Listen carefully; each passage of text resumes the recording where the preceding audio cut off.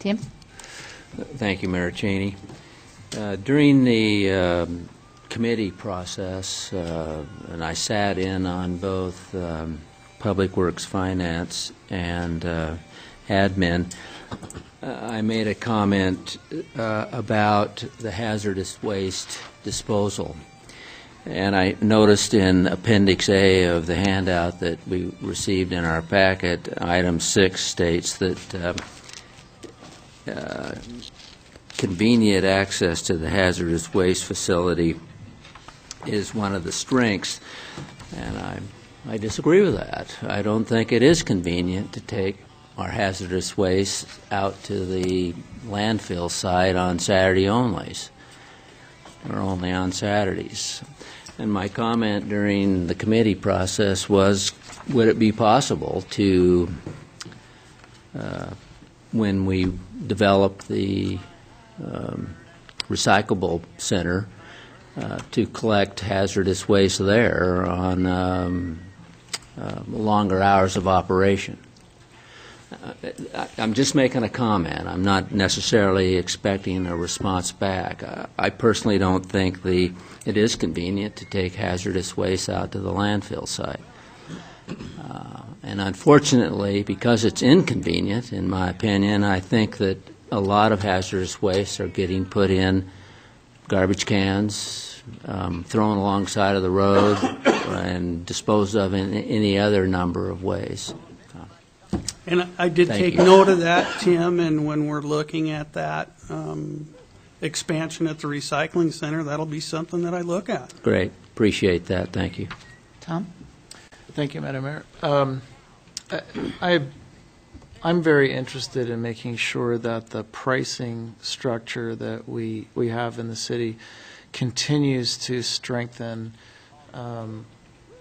the ability for our residents to reduce their waste, not just recycle it and compost it, but try to figure out all means possible to reduce the amount of waste. And I don't want to get locked into a system for the city where we have to generate volumes of garbage in order to maintain some kind of rate. I mean, that doesn't seem very efficient to me.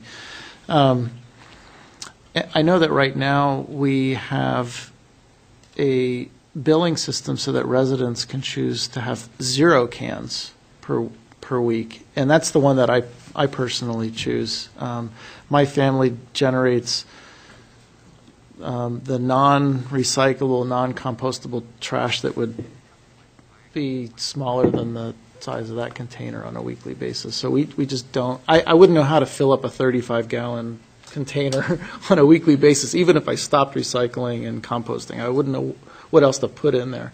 So I just want to make sure that we're keeping that option open for the very bottom of the generation. Thank you. If I may. That's one of the things that the rate study will assist us with. If you recall, when we did the rate study for water and sewer, the big question was, does the rate reflect that which is necessary to operate the system, maintain the system, replace infrastructure, so on and so forth? So all the rates were looked at across all classes of users. We intend to do that same thing with the sanitation rate study.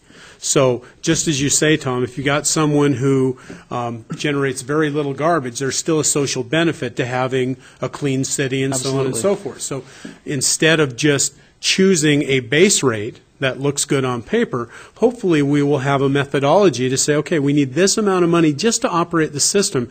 That's got to be covered equally by everybody.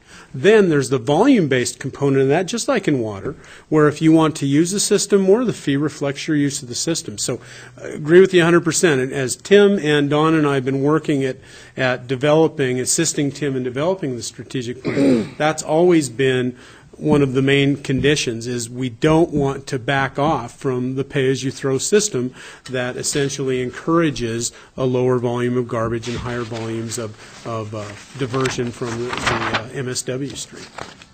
Thank you. Okay, we'll go back to Walter. And then Thank you, ma'am.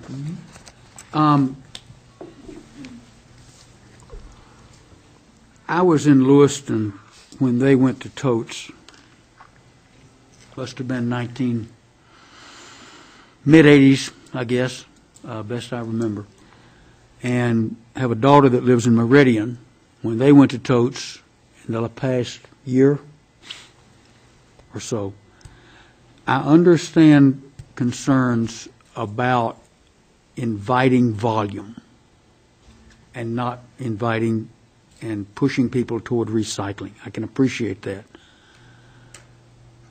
But our problem is that we have people that, like Tom, don't pay for a can because they generate very little, and then they just put it out and don't buy a tag for it. And we have no way to get paid for doing that at all. My wife and I, with a compactor and recycling, generate probably half of a 36-gallon can every 2 weeks. And I pay for a 36-gallon can weekly on my bill just because it's easier for me to do it that way than to keep up and remember to buy the tags. I'm not going to suggest there are people that are not as conscientious as we are, but I can look up and down certain streets, check with utility billing, and find out that people either have moved to town and not been educated or paid attention to what our system is, and are putting out 3 and 4 cans while paying for 1 or none, that they are putting the piles out, a couple of photos that we were shown.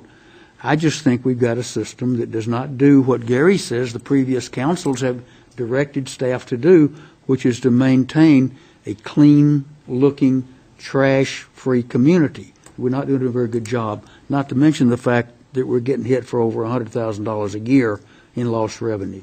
So I think we need to do something. Madam Mayor, I'm going to make a motion that we approve the sanitation strategic plan as presented, and additionally direct the staff to rapidly conclude a yes or no recommendation on totes. Before we get a second, I'd like to hear what Sue had to say. She's had her hand up for a little while. In Santa Rosa, where my parents live, there are 3 totes to put out. 1 for yard waste, 1 for recyclables, and 1 for garbage. And depending on whether it's spring or fall or Christmas has just happened, some get fuller than others. And so I would be interested in seeing a rate study based on the different colors and the different types, because then you still get your recycling done. And this is single stream, but still.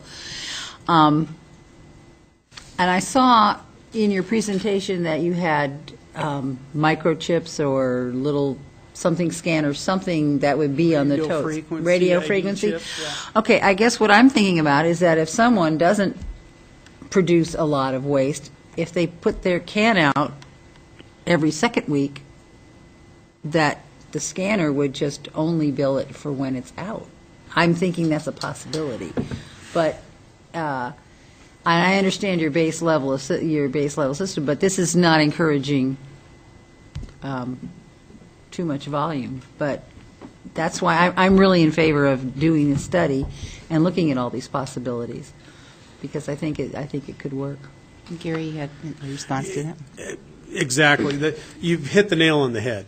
If you don't have some consistency in your volumes, and it'd be great if you had just a pure volume-based system, but it's impossible to run a system that way.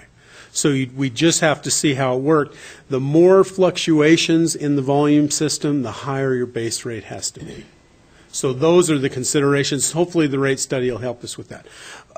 Having different totes for different things, virtually every program we've got, from yard waste drop-off to yard clipping pickup to Christmas tree pickup to you name it, curbside recycling, all started off with a pilot program, every one of those. And my anticipation is once this strategic plan takes place, decisions are made as to basic collection, and we find out that the route management is actually making the system more efficient and sustainable, that we will be able to expand into some of those pilot programs and determine whether that's what the community wants.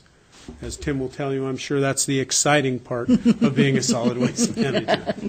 I think we do have some more interest in questions. I want to get back to Walter's motion. I will not cut off debate and discussion subsequent to this if somebody wants to second Walter's motion. I'll second it. Okay, so we're going to take that one from Dan.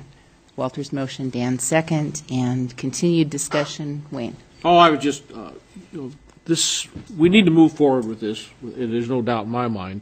I agree with Walter. I agree with Tom. There's a lot of unknowns, but definitely the route management system is a great place to get going. Looks like we're getting really close to moving forward with that. How we handle totes, that's something that we need to look into a little bit further. I think everybody has brought up some excellent questions. I think Sue's response was really good.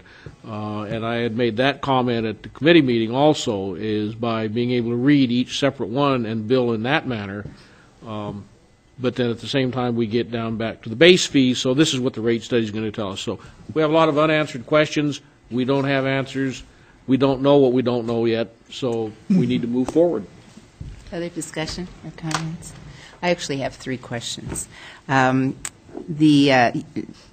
Let's see, if we had the small can with the occasional increased volume, like now we have, somebody normally has a 33-gallon can, and then at Christmas or when they have guests at Thanksgiving, they put out part of a second can or buy a tag for a bag. Would this tote system, with like you bought the minimum volume, the 35-gallon tote, and you had to put out some more trash, how would you do that with this system? We could do it any way we're directed to do it. I wouldn't anticipate it at this point changing from what we're doing now. Mm-hmm. There are always going to be those times, especially around the holidays, when folks are producing some more waste, and simply put a tag on it. I think this route management system will do what you were talking about, Sue, and I think it's going to provide a lot more flexibility than people realize. I just want to get it in and get it going before I jump the gun too much. But Sure. Well, and that was, I appreciated so much that the Sustainable Environment Commission took the time to review this and evaluate the environmental sustainability components of it, too.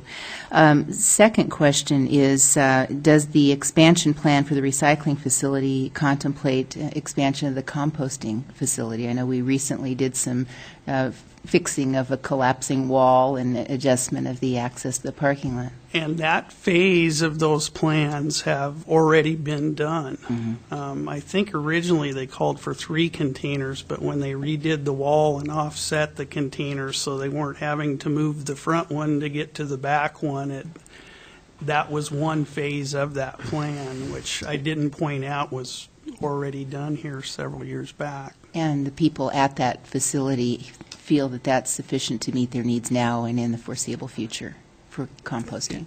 I haven't heard any complaints from Andy's folks down there. I mean, I think it's a great improvement. Yeah, that I happened haven't just been before back. I came on board, but I Right. didn't see what was there before. But Well, I can imagine. I haven't been back since the overflow into the parking lot thing, Yeah. Okay, and then my final question before I invite people to vote is with the anticipation of possibly expanding to move the recycling containers over to along the north side of C Street, would the bike lane then be shifted to the south side? Because that's the route, that's such a narrow street, as you pointed out at the outset, that there is a bike lane just on the one side, but it's along the north side of that street, and that would be part, I could see conflicts with non-motorized users if there were a lot of vehicular I believe traffic. the car traffic. access on the curbing there along C Street, and then there's also an entrance already on the Almond section, I believe, just right around the corner.